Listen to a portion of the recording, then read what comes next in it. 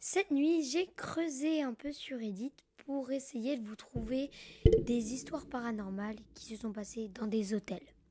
Oui, j'ai vu une vidéo de Willy Bed où il passait une nuit dans un des pires hôtels du monde au Canada. Ça m'a donné une idée de thème vidéo YouTube et c'est pour ça que dans cette vidéo YouTube, je vais vous faire vos pires histoires d'horreur qui se sont passées dans des hôtels, peu importe où dans le monde. Sur Reddit. Ces histoires ne viennent pas de mes abonnés. J'ai juste cherché toute la nuit sur Reddit et j'en ai trouvé deux qui m'ont particulièrement intriguée. Donc, je vais vous inviter à bien vous poser. Vous prenez les petits pop-corn salés. Moi, j'ai pris ma petite boisson. C'est froid. Oh, j'ai pris ma petite boisson. Je me suis posée. Vous vous posez. Vous vous mettez tranquillou sur votre canapé, dans votre lit. J'espère que c'est pas la nuit pour vous. J'aurais pas aimé à votre place. Ouais. Et c'est ma deuxième vidéo où je fais des montages. J'en ai une qui est sortie juste avant qui parle du Japon. N'hésitez pas à aller la voir. On y va.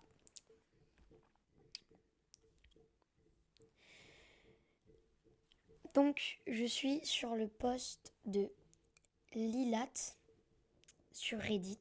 Je suis sur le post de Lilat sur Reddit. Donc, si Lilat, tu regardes cette vidéo, bah félicitations à toi. Ton post passe dans ma vidéo. C'est parti. Dans un hôtel où j'ai bossé, il y avait un client permanent que j'appellerais Monsieur Davies. On va pas le donner leur vrai nom, c'est sûr. Pour les besoins de l'histoire, Monsieur Davies était très âgé, dans le haut de ses 90 ans, et apparemment, il était entre deux maisons de retraite. Il avait quitté celle où il était sur la liste d'attente pour en intégrer une autre. Il était sur la liste d'attente. Et donc, notre client... Attends, il y a une petite gourde là. Ah oui. Et donc, notre client, depuis environ 3 ans, était raisonnablement actif pour un vieil homme. 3 ans dans un hôtel, c'est pas mal long en vrai. Il payait ses factures à temps, il laissait des bons pourboires et souvent il ne détruisait pas sa chambre.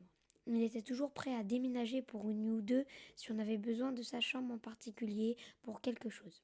Et il était amical sans être dérangeant. Pour le moment, il est trop cool, Monsieur Davies. Trop bien. C'est-à-dire que quand il sortait pour fumer sa pipe, il s'arrêtait pour discuter avec vous quelques minutes si vous étiez assis à la réception. Mais il ne vous appelait jamais pour vous éloigner d'une autre tâche, pour quelque chose de trivial.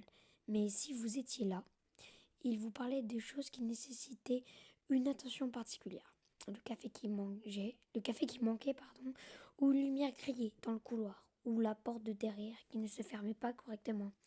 Il ramassait aussi des bouts de papier par terre à l'intérieur et des mégots de cigarettes par terre à l'extérieur, comme s'il nettoyait sa propre maison. Bref, on l'adorait. Pour le moment, Monsieur Davies, il est super sympa. Je vais m'étouffer, il n'y a rien qui fait peur, il est super sympa, Monsieur Davies. Eh bien, une nuit, Monsieur Davies est décédé. Oh non. Bon, je fais genre, je suis choquée, mais je l'ai lu avant l'histoire, donc... Monsieur Davies est décédé. Quel dommage. Attendez de voir la suite. Dans son sommeil, paisiblement. Ça arrive. Il est décédé dans son sommeil paisiblement, quoi. Un hôtel qui n'a pas eu de décès en son sein à un moment donné et juste un hôtel qui n'a pas été ouvert assez longtemps. Quelque temps après, alors que je pliais le linge dans l'arrière-salle, pendant le troisième quart, j'ai vu quelque chose sur le moniteur de vidéosurveillance en noir et blanc. J'ai cru que c'était un client qui attendait à la réception, mais quand je suis arrivée, il n'y avait personne. Niet, nada. Elle est vide, la réception. J'étais sur le point de retourner à ma lessive quand une voiture arrive en trombe devant la porte d'entrée et une femme se jette du côté passager, clairement bouleversée. Mon Dieu, Scheißen. Pardon, pardon, non, me banne pas s'il vous plaît. Pardon, désolé. J'appuie sur le bouton pour déverrouiller la porte d'entrée afin qu'elle puisse entrer. Et les premiers mots qui sortent de sa bouche une fois à l'intérieur sont « Il va me tuer, aidez-moi s'il vous plaît ». De l'extérieur des deux portes, j'entends son petit ami crier de obscénité je suis jeune, moi, j'ai que 12 ans. Je sais pas lire tous ces mots-là. Oh là là, obscénité et de menaces, alors qu'il essaye de sortir de la voiture. Alors je la dirige au coin de la porte des employés et je l'emmène dans le bureau du directeur avec moi, qui a une de ses portes verrouillables. Coupe-feu. Et alors que je ferme la porte derrière nous, on entend le verre de la porte inférieure se briser. On se jette par terre et j'appelle le 911. Donc déjà, ça se passe en Amérique, l'histoire. Donc n'ayez pas peur s'ils appellent le 911, sinon ça serait le 112. Depuis le téléphone, alors que j'entends la petite... le... alors que j'entends le petit ami sauter par-dessus la réception, et quand il ne nous trouve pas, bien qu'il ait essayé la porte du directeur, elle était verrouillée et inamovible. Il commence à tout saccager dans une rage folle. Il était toujours en train de faire des ravages quand la police est arrivée. Puis calmos, monsieur, on descend d'un étage, hein. Wow. Et ils l'ont emmené en garde à vue. Bah ça se mérite, honnêtement, ça se mérite. Cette histoire commence à être longue, alors je vais essayer de la résumer vite fait. Après avoir raconté mon récit des événements, la police et moi avons examiné les images de vidéosurveillance ensemble. Et j'ai remarqué ce que j'avais cru voir sur le moniteur de la buanderie, la chose qui m'avait amené à la réception alors que j'avais besoin d'y être, n'était pas sur les images. J'ai vérifié le moniteur réel que j'avais regardé. Au cas où, ce serait genre un point noir sur l'écran. Lui-même, il était assez vieux et miteux après tout. Mais non, ce n'était pas là non plus. Jusqu'à présent, ça fait pas ultra peur, quoi. De temps en temps après ça, je revoyais la chose. Et j'allais à la réception. Et il semblait qu'il y avait toujours une raison pour que je sois là. Ce n'était jamais aussi effrayant et grave que pour la première fois. Parfois, le téléphone sonnait. Parfois, c'était quelque chose... Parfois, c'était quelque chose d'aussi trivial que notre fax qui avait besoin d'imprimer des fax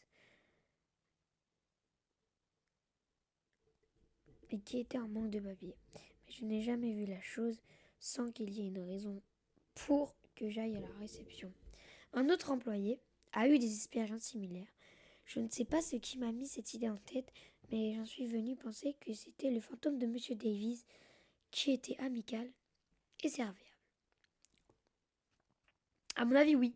À mon avis, c'est le fantôme de Monsieur Davies. Cette histoire, elle faisait pas très peur. Enfin, le but, c'est pas que je vous fasse peur, c'est juste de vous raconter des histoires paranormales, mais elle était bien paranormale, que tous ces événements arrivent juste après le décès de Monsieur Davies.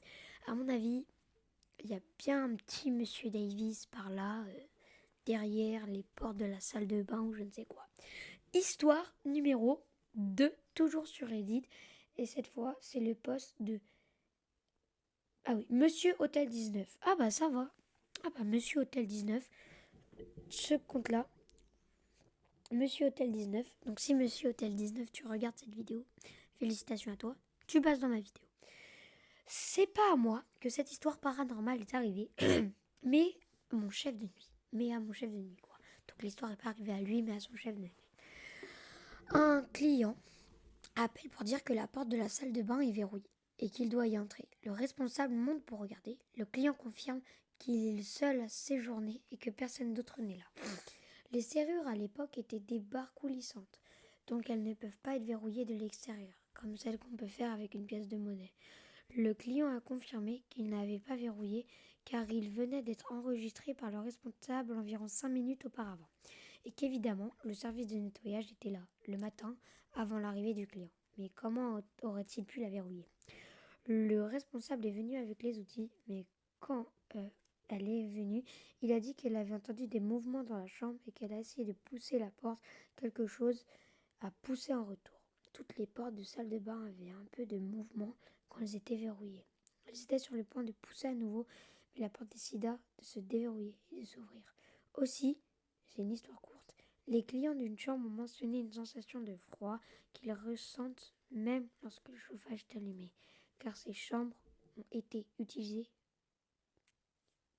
Je ne sais pas si je peux dire ça en vidéo, je vous laisse lire. Ici, là. Là. Je vous laisse lire. Là, là. Juste là, à la fin. Pour des suicides et des pendaisons. Qu'est-ce que vous pensez pour une histoire de nuit? Et ben moi j'en pense qu'elle est bien plus courte que celle de tout à l'heure, mais qu'elle fait bien plus bader. Parce que, en fait, je ne sais pas si vous avez compris, parce que je ne sais pas parler, je ne sais pas lire une histoire, je suis complètement mongole, mais en fait c'est l'histoire d'un mec, c'est l'histoire d'un collègue d'un mec qui travaillait à l'hôtel. Il était à la réception quand tout d'un coup il reçoit un appel d'une chambre qui dit que la salle de bain est verrouillée. Ok, il monte voir, elle était bel et bien verrouillée. Il essaye de l'ouvrir et dès qu'ils essayaient de pousser la porte, quelque chose l'a poussé en retour comme s'il y avait une force ou une personne derrière. Et cet hôtel a servi pour des chambres. Cet hôtel auparavant serviait, je sais pas comment on dit mais bon, je suis nulle en français, serviait pour des chambres de pendaison et de suicide. Donc là la question c'est, ça pourrait être les personnes qui sont mortes auparavant, qui sont dans la salle de bain et qui poussent, enfin les âmes des personnes quoi. Elle me fait les frissons cette histoire, elle est courte mais incroyable. Voilà, donc c'est la fin de cette vidéo YouTube. J'espère qu'elle vous aura bien plu. Pour moi, c'était un bonheur de lire cette histoire avec vous, ces deux histoires avec vous. On se retrouvera dans une nouvelle vidéo YouTube un peu plus tard. Moi, je vous dis bisous. N'hésitez pas à liker, à vous abonner. Bisous.